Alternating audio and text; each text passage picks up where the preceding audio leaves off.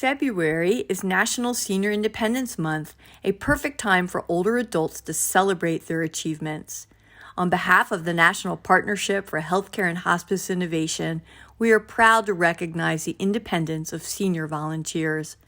Our 80 members across the country collectively have over 26,000 volunteers supporting their organizations. Volunteers play such a vital role in helping to ensure that patients and families receive exceptional support. I invite you to join me in thanking these volunteers and wishing them a very happy National Senior Independence Month.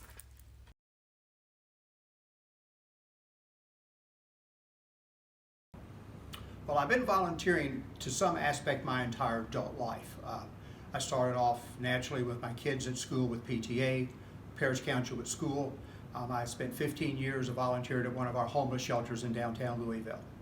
But I started volunteering with Hosparus Health shortly after my mother passed away. My mother passed away November the 22nd, 2005. She was towards her end of life, and my wife and I signed up her as a patient for Hosparus at 3 o'clock on the 22nd, and she died 2 hours later at 10:15. It was a wonderful experience for our short time with them.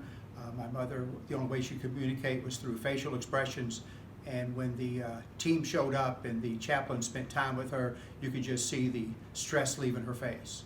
How I got into hospice is that first Monday in January, I received a bunch of literature from our grief counseling center about a 4-week session that was getting ready to start for beginning grief. Well, I have to pass right past the office to get home from work every day, and so I told my wife I was going to go by there and waste an hour and a half of my life I would never get back. Well, naturally, I finished that 4-week session, finished a 6-week one after that, and then I joined a support group for adults that's lost a parent. With the information that I received from all of those sessions, I was able to help a few of my customers with some losses that they have, pass on a few things to them, but mostly just listen to where they were talking. One in particular, a lady had lost her daughter, and when we were leaving her dining room a couple of days before she got open, it was in the restaurant business, she just stopped in the middle of the dining room, held my hand, and just started talking about her daughter's life and her passing. And that kind of got me into thinking about how would I be compassionate enough to be that person and become a volunteer. And so I got a hold of the volunteer department here at Hosparus Health, asked a few questions, talked about training, and on June the 1st of 2007, I became a volunteer.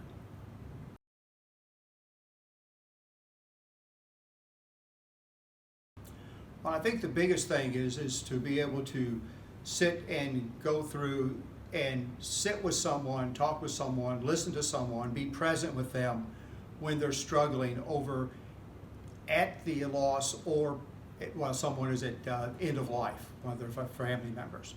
I think the idea of being that person that gets to be with them, and it's not a family member, I'm not their best friend, so they get to be as open without caring as much as possible to what they say, how they're feeling to me, where they might not with somebody else. That's extremely rewarding. But it also gets me excited because I'm part of our 11th hour team, and I'm part of our inpatient unit caregivers. I get to be with folks, with their families, towards the end of life. And as I put it, I get to be that last person most of the time that helps them get on the bus to go home. I also involved with our veterans program. The veterans program allows me to be able to go out and say thank you to veterans. My dad was a career Army. He retired at 21 years and 4 months. And what I get to do is go out and say thank you to these folks when they probably have never had anybody sit with them, look them eye to eye, one-on-one, and really thank them for their military service. During the presentation, they received one of our certificates, a care blank that was made by one of our volunteers, a small American flag, and a card that says thank you. The tears that I've seen roll down these veterans' faces at the end of their services, or one gentleman in particular that hadn't responded to anything for 2 days, I completed the presentation at the end of his bed. When I was done, he opened his eyes, mouthed thank you, and closed his eyes again. That was the last response his soul was seen by his family for that couple of days.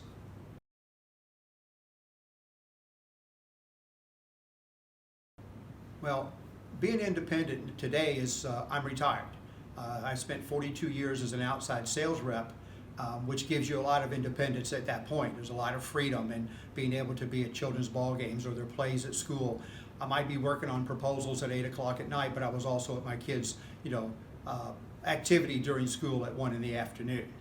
What hospice also gives me is that same freedom as I accept assignments when they're asked of me. I can schedule those 11th hours. I can schedule the veteran presentations or the flower deliveries, care bag deliveries at the time that I have available. That independence gives me all of that.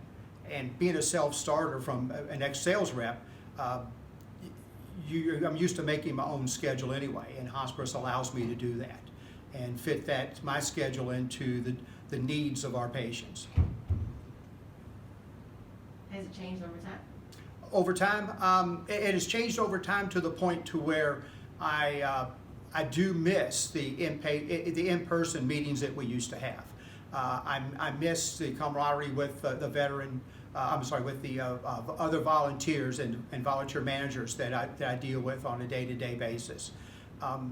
I miss some of our activities. Camp Evergreen was one that was huge for me. It's a 3-day grief camp that families come and work on the loss of a family member. And we haven't been able to have that since the pandemic. Another thing is our Courageous Kids program. We haven't been able to have our Christmas parties over the last couple of years. Again, these kids are under our care, and we cannot take any kind of risk of getting those folks in the middle of a room with all of our other Courageous Kid patients. We do offer those gift cards so they're able to get, parents can get them presents that we were actually providing in the past. But so I think it's the individual and that I have to have, the self starter that I am. It's still you miss the interaction with other people that you work with.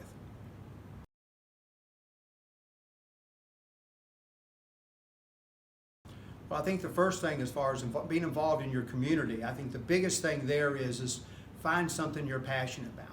Whether it's Hosparus Health with us, with a wide variety of opportunities we have for a volunteer, or if it's some other organization. I think what you find is that when you're ready to do volunteering, you listen to your heart. Your heart will never ever stray you. It will point you in the right direction of where you want to go. And I have people, talk about, well, when do you find the time? Well, how can you do this? I don't have the time. I work. I'm busy. I have children. It's amazing what you could do on finding 2 hours a month to put towards something that you're passionate about, some organization that you can make a difference. And the great thing about making a difference, it could be as simple as showing up and picking up the broom and sweeping the floor. We're not talking about somebody joining a board or anything like that at this point. You really just want to get there and help out. Keeping that independent, yeah, you have to be careful in this time that we have to deal with the way the pandemic is. You're really going through and being cautious for yourself and cautious for others, but it doesn't mean that you can't spend time doing something somewhere. Follow your heart, follow your passion. And because it is those organizations will be cautious also, you'll be spending a lot of time on your own doing different things. But again, you're not alone. You've got your heart, and your heart will always be with you.